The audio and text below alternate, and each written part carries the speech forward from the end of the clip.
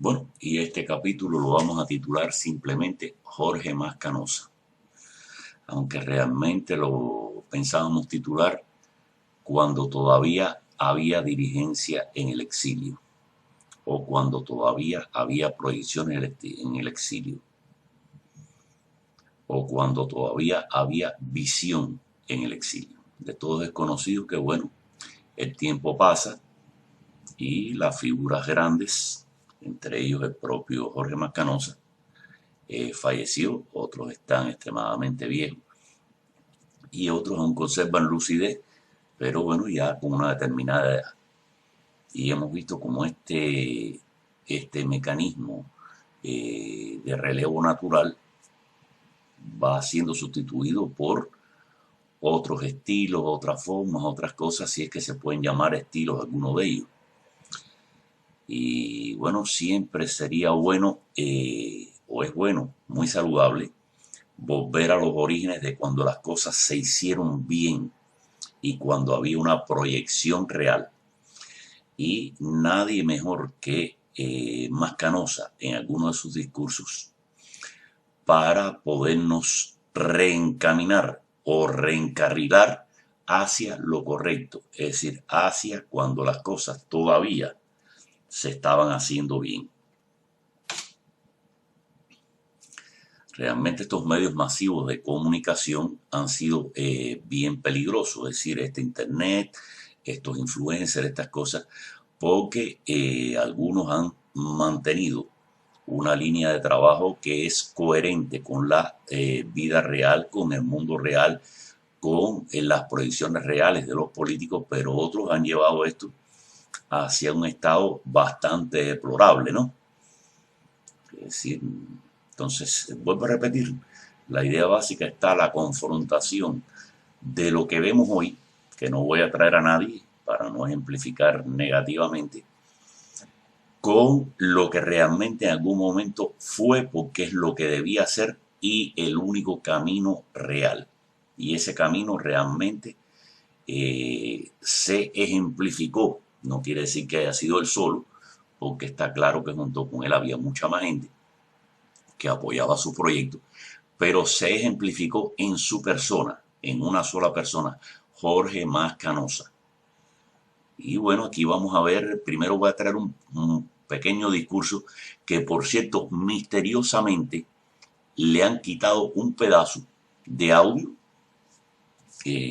Bueno, es fácil entender quizás quién lo hizo, pero yo no voy a parar donde le quitaron el audio, pero bueno, la intención original va a verse en la primera parte, en el primer pedacito que le dejaron existir.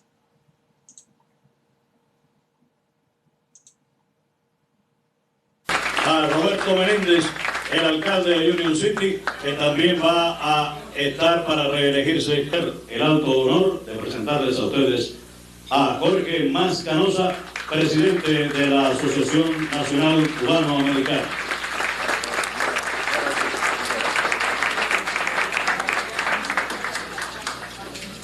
Buenas tardes, y ante todo yo quiero agradecer muy mucho a Víctor del Corral, a su señora esposa, a su hija Sonia, su esposo Hansel, a Luisito, a parte integral de la familia, a esta acogida con tanto calor humano, como le decía yo a ellos anoche, y además, sobre todo bajo este cielo de caña de azúcar donde se puede respirar las mieles y el aroma de nuestros trapiches y de nuestra campiña cubana.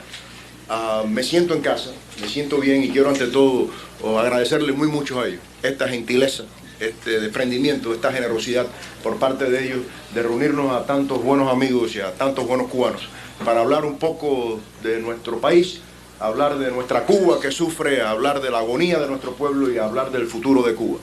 Yo sé que hoy es un lunes, es hora de almuerzo, es un día de trabajo. Yo voy a tratar de resumir a los amigos. Aquí están conmigo el tesorero de la Fundación Nacional Cubano-Americana, Feliciano Follo, y su señora,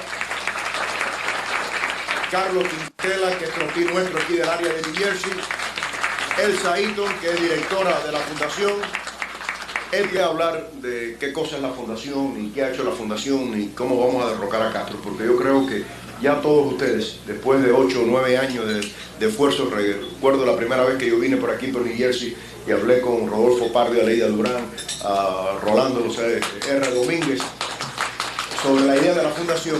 Yo creo que después de 8 o 9 años de esfuerzos, hemos podido avanzar con un sentido muy práctico, un sentido muy pragmático de lo que es la realidad cubana y de lo que puede ser la influencia y la capacidad de nosotros como pueblo libre exiliado para tratar de hacer un aporte útil a la conquista de nuestra libertad.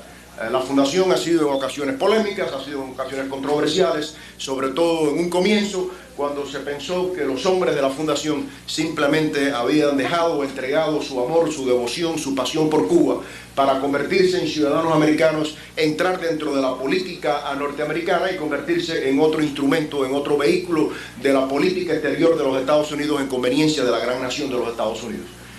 Esa fue la primera percepción que fue muy difícil a vencer.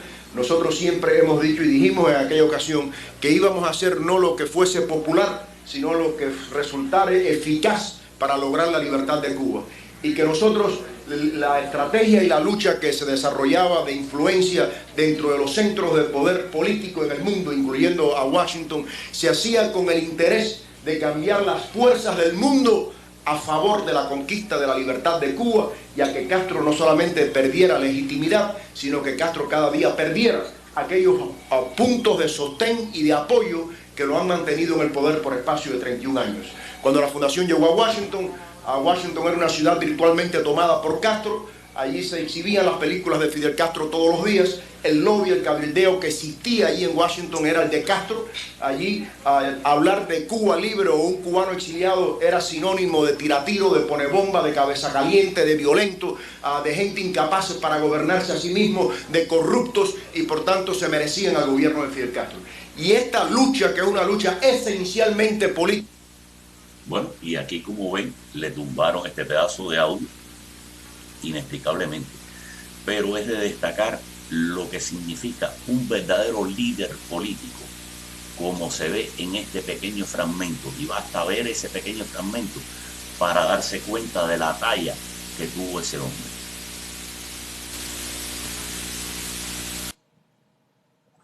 Y entonces aquí vamos a traer esto de otro fragmento que es ilustrativo también de la misma línea. Has acusado al establishment, o parte del establishment norteamericano, intelectuales, prensa, políticos, muchos de los cuales te rodeaban allí mismo, de estar guiados por la mala fe a la hora de pedir el levantamiento del embargo. ¿Qué hay de ese otro sector que pudiera estar guiado por la buena fe, que realmente piensa que levantar el embargo es la mejor manera de socavar a Fidel Castro, inundando de capitalismo la isla? ¿Qué le dirías a ese sector de la opinión pública? Bueno, sí, pero en ese tipo de audiencia generalmente acude el que está motivado por razones políticas, el que por alguna razón guarda algo en contra del exilio cubano. De ahí la ira que yo tenía y la frustración que tuve que soltar del pecho y del corazón, porque yo hablé con el corazón más que con la mente, aunque creo que afortunadamente salió bastante bien la situación. Esto que tú viste aquí, Álvaro, lo ha estado haciendo la Fundación por espacio de 13 años. Lo que sucede, como fue tan dramático, como ocurrió lo que ocurrió al final con Jesse Jackson, que se levantó y me apretó la mano y le dijo al presidente del comité, al señor Rangel, que él quería ser amigo mío, que no se le había informado adecuadamente sobre la fundación y sobre mí, que él no tenía nada contra el exilio cubano. Ese tipo de dramatismo que ocurrió allí en realidad borró un poco esa enorme mala fe que se volcó allí en esas audiencias contra el exilio cubano específicamente y contra las ansias y las aspiraciones de libertad nuestras. Jorge, quizá podríamos reflexionar un poquito sobre un comentario que hiciste allí que me pareció muy interesante. Dijiste que de algún modo estaban ustedes pagando el éxito del exilio cubano, pero además que habían aprendido ustedes a usar las reglas de juego del sistema norteamericano, que de algún modo habían aprendido a ganar con sus propias armas al sistema norteamericano y que por eso no tenían que pedir disculpas, y que el lobby cubano seguía con muy buena salud y en muy buen pie. Yo lo dije claramente, Álvaro, yo no he venido aquí a pedir excusas por el triunfo de los cubanos. Los cubanos hemos triunfado aquí a base de trabajo, con estas manos que tenemos nosotros aquí. Nadie nos ha regalado nada. Lo que sucede es que es quizás el grupo étnico cubano el que en una sola generación ha logrado 1000 cosas. Ha logrado o educarse, obtener buenas posiciones, crear empresas, elegir a sus propios gobernantes, elegir a sus alcaldes, a sus representantes. A otros grupos étnicos le ha demorado 2 o 3 generaciones. Pero como yo le dije a Jesse Jackson allí, eso es lo que han querido hacer los judíos, que lo han hecho y lo han hecho muy bien, los irlandeses, que lo han hecho y lo han hecho muy bien, los negros que han tenido sus dificultades. Por tanto, a nosotros no se nos puede culpar por el éxito que hemos tenido. Nadie nos lo ha regalado. Y esto es un tributo a este gran sistema, a este gran país, por el cual tenemos que sentir los cubanos un profundo agradecimiento, pero a la vez tenemos que hablar con la dignidad y el decoro que lo hicimos allí. No se nos puede empujar a los cubanos, no se puede seguir maltratando al cubano, no se puede seguir ofendiendo al exilio cubano y no se puede seguir simplemente atentando contra las aspiraciones de los cubanos, que son muy legítimas, que es libertad, que es democracia, que es respeto a los derechos humanos y a regresar a nuestra patria con decoro, con amor y con dignidad. ¿Tú te referías ahí al... Bueno, como vemos, esto es lo que se llama un líder. Esto es lo que se llama un dirigente. Y esto es a lo que tenemos que seguir aspirando, es decir, a tener personas con esta calidad, con este nivel, representándonos. Y desdichadamente eso es lo que se ha ido perdiendo poco a poco.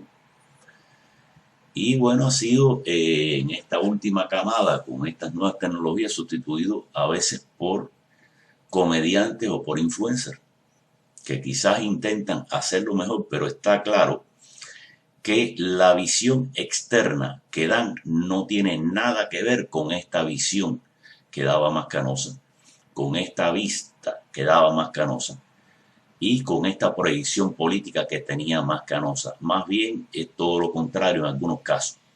Es decir, pudiéramos más bien llegar a entender que algunos incluso están en una visión completamente opuesta a esta de Más Canosa. Más Canosa quería liberarnos de la influencia incluso de los cabildeos, determinados cabildeos norteamericanos que trabajaban en contra del exilio cubano.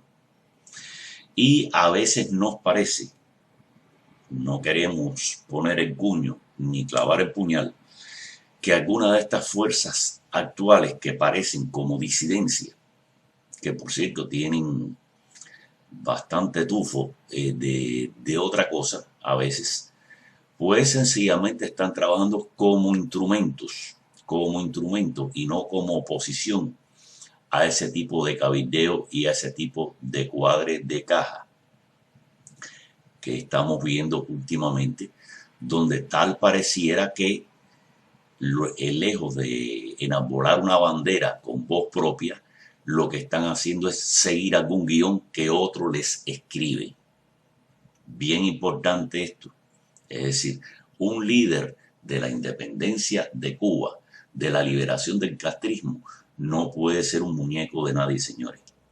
Tiene que ser sencillamente una persona con voz propia, con inteligencia propia y con voluntad propia para llevar adelante una idea nacionalista cubana. Una idea nacionalista cubana. Lo mismo que Donald Trump está luchando por el nacionalismo norteamericano. Bueno, los líderes cubanos legítimos tienen que luchar por el nacionalismo cubano, no por estar plegados a intereses y cosas que realmente a veces podemos dudar de ellas. ¿Entienden? Entonces es muy importante que cualquier fuerza que se cree, cualquier grupo que se cree, cualquier cosa que se cree que parezca política o que tenga que ver con la política del exilio cubano hacia la libertad de Cuba, esté muy claramente deslindada de poderes foráneos y de influencias foráneas, como bien hemos visto lo estaba intentando hacer Más Canosa. Esto no es un homenaje a Más Canosa, es un reconocimiento sencillamente a sus posiciones y a sus puntos de vista más que claros y que todos debíamos seguir actualmente porque tienen vigencia plena en este momento.